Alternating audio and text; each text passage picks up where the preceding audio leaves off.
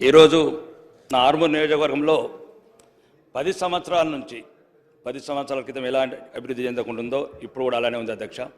ప్రచారం తప్ప లేదు. దయచేసి ఒక 2 నిమిషాలు ఎక్కువ నాకు.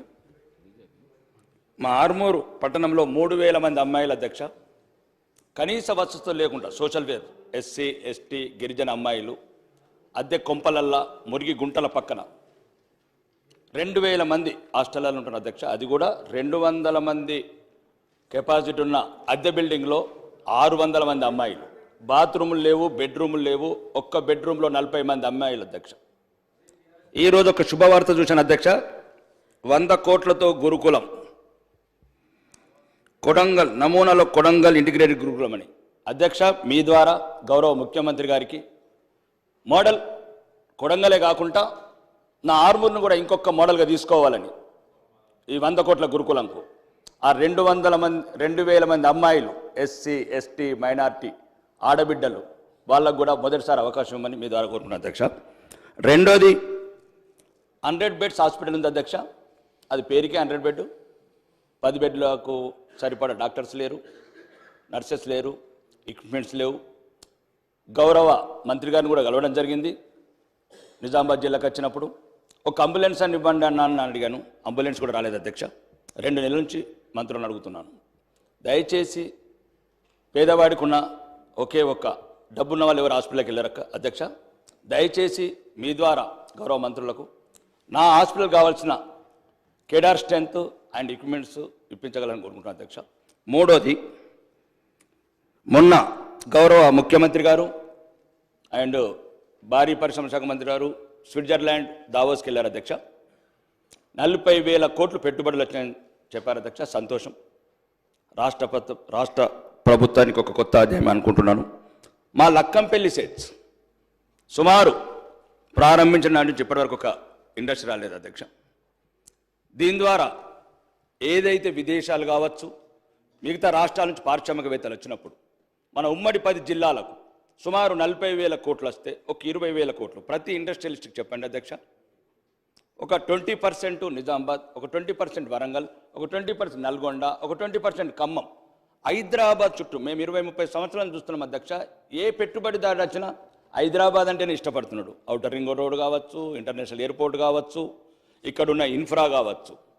మా యువతనేమో మత్తు పదార్థాలకు బానిసవుతుంది అధ్యక్ష. పల్లెలల్లా గంజాయి అనే పదం. ఒక గ్రామంలో 434 మంది యువకులు ఉద్యోగాలు లేక, ఇండస్ట్రీస్ లేక, కుటీర పరిశ్రమలు లేక మత్తు బానిసలు అవుతున్నారు అధ్యక్ష.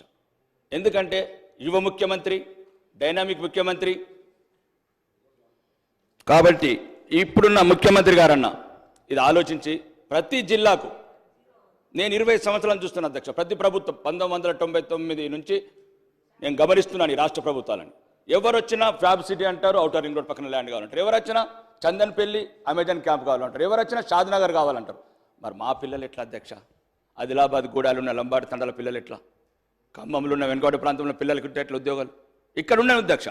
40,000 కోట్లలో ఒక 10,000 కోట్లకు మీరు పెట్టండి, కండిషన్స్ పెట్టండి, ఇండస్ట్రీ. అదొకటి అధ్యక్ష మీ ద్వారా ఇంక్లూడ్ చేయండి. మూడోది స్కూల్స్, హాస్టల్స్. ఈ మధ్యన 2 నెలల నుంచి అధ్యక్ష నేను మొత్తం స్కూల్స్, హాస్టల్స్ తిరుగుతున్నాను అధ్యక్ష. ఎటువంటి మౌలిక వసతులు లేవు అధ్యక్ష. మన ఊరు మనబడి స్కీమ్ కింద ఇంతకుముందు సగం పనులు కొన్ని జరిగినాయి, కొన్ని జరగలేదు. కానీ 90% చోట పనులు జరగలేదు. ఎందుకు కారణం అని అడిగితే బిల్లు రావట్లేదని కొందరు, సగంలో కట్టేసామని కొందరు.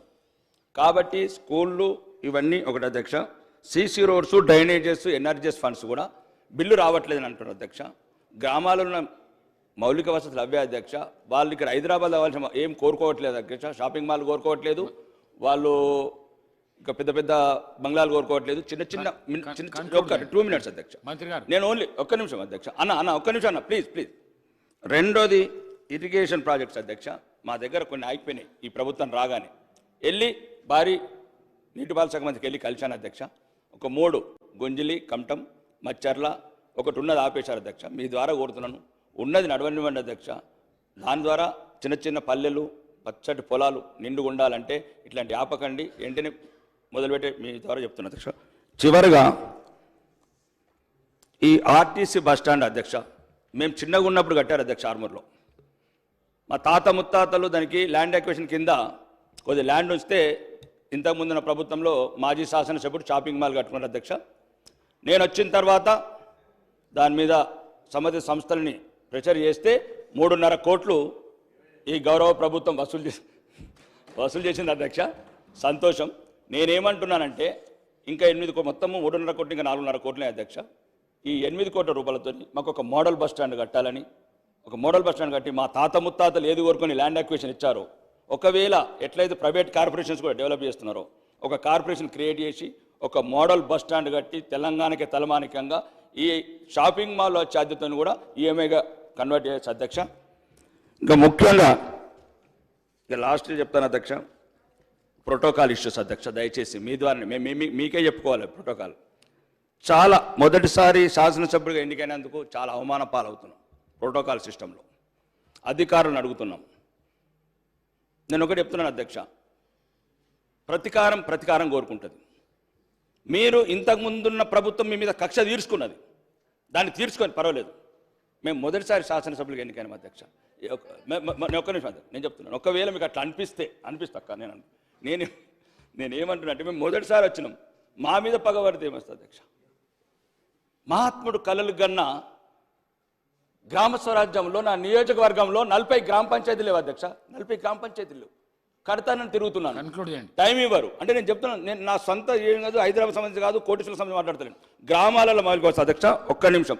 ప్రోటోకాల్ పరంగా మమ్మల్ని గౌరవించమని కోరుకుంటున్నాను అధ్యక్ష, గౌరవ శాసనసభ ద్వారా, మీ ద్వారా. ఎందుకంటే చాలా చోట్ల అవమానాల పాలవుతున్నాము, ప్రజలకు చెప్పుకోలేకపోతున్నాము. గౌరవ ముఖ్యమంత్రి గారి ద్వారా కూడా కోరుకుంటున్నా, మాకు తగిన గౌరవం ఇవ్వండి. ప్రజాప్రతినిధిగా, ప్రజలకు ప్రతినిధిగా గౌరవం ఇవ్వని కోరుకుంటున్నాను అధ్యక్ష. ఈ అవకాశం మీరు ఇచ్చినందుకు ధన్యవాదాలు అధ్యక్ష. మంత్రి గారు. సార్, గౌరవ సభ్యులు సింగర్ గారు చెప్పినట్టు గురుకుల టీచర్స్కి సంబంధించి నిన్ననే రాకేష్ రెడ్డి గారు చెప్పినట్టు నిన్ననే గౌరవ ముఖ్యమంత్రి గారికి దాదాపు 2000 మంది టీచర్స్కు, పీఈటీస్కు వాళ్ళకు అపాయింట్మెంట్ ఆర్డర్లు ఇవ్వడం జరిగింది అధ్యక్ష. ఆర్డర్స్ ఇచ్చిన సందర్భంగానే వారిబడి సీఎం ఎప్పుడు ఇచ్చినా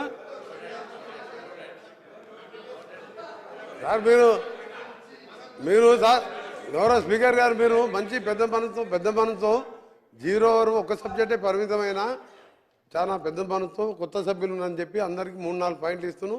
ప్రతిదానికి కూడా సమాధానం చెప్తున్నాను. నేను నోట్ చేసుకున్నామని చెప్పి వాళ్ళలాగా మేము తప్పించుకున్నాం. వారు అడిగిన దానికి నిన్ననే గౌరవ ముఖ్యమంత్రి గారు అపాయింట్మెంట్ ఆర్డర్ ఇస్తూ వారు పోతున్నప్పుడు నేను కొన్ని స్కూల్స్ ఎంక్వైరీ చేశాను. సీఎం గారు ఈ పరిస్థితి ఉందని చెప్తే వారు అక్కడ అనౌన్స్ చేశారు. చీఫ్ సెక్రటరీ గారికి వెంబడే ఇన్స్ట్రక్షన్స్ ఇస్తూ మల్టీ హాస్టల్ కాంప్లెక్స్లు కొడంగల్లో ఏ విధంగా చేయబోతున్నామో 119 కాన్స్టిట్యూన్సీలో చేయాలని చెప్పి పెద్ద నిర్ణయం తీసుకున్న అధ్యక్ష. ఎందుకంటే ఒక స్కూల్లో ఒక రూమ్లో 20-25 మంది బాయ్స్ కానీ గర్ల్స్ కానీ పేదవాళ్ళు ఉండేది, కుల మతాలకు అతీతంగా ఉండాలి, మంచి మీరు హాస్టల్ కాంప్లెక్స్ కట్టండి అని చెప్పి వారు ఇన్స్ట్రక్షన్ ఇచ్చినందుకు తెలంగాణలో అందరి గురుకులాలు చదివే తల్లిదండ్రుల పక్షాన, పిల్లల పక్షాన వారికి కృతజ్ఞత తెలియజేసుకుంటూ అధ్యక్ష ఇంకొక విషయం చెప్పారు. వారు చెప్పిన విషయాలన్నీ కూడా నోట్ చేసుకున్నాం. టీఎస్ఆర్టీసీని కాపాడుకుంటాం. అందులో మీకు ఏం అనుమానం లేదు, ఎవరికి లీజులు ఇచ్చేది లేదు. దాన్ని మొన్ననే 100 బస్సులు కొనడం జరిగింది. ఇంకొక 1000 బస్సులకు ఆర్డర్ ఇచ్చాం. మహిళలందరూ కూడా ఇవాళ హ్యాపీగా ఉచితంగా దాదాపు 18 కోట్ల మంది ప్రయాణం చేస్తున్నారు. దాంతోపాటు చివరిగా మీ శాసనసభ్యునికి సంబంధించి కూడా మీరు పేపర్లో చూశారు, దాని మీద కూడా చర్యలు తీసుకుంటున్నారు అధ్యక్ష. గౌరవ సభ్యులు కాళే యాదయ్య గారు. మినిస్టర్